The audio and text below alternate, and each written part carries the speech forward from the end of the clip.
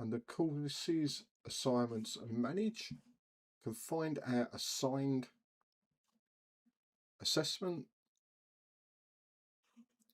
Click on Manage.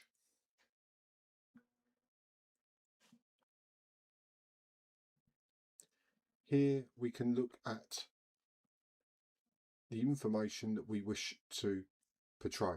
So we have our course name, our section name, our lesson name, our status of this assignment, the student name and email, and then revisions.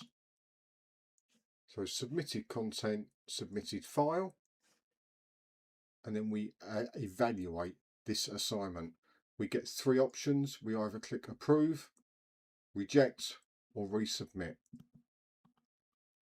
We can add feedback in this box here, and then we click once we are done.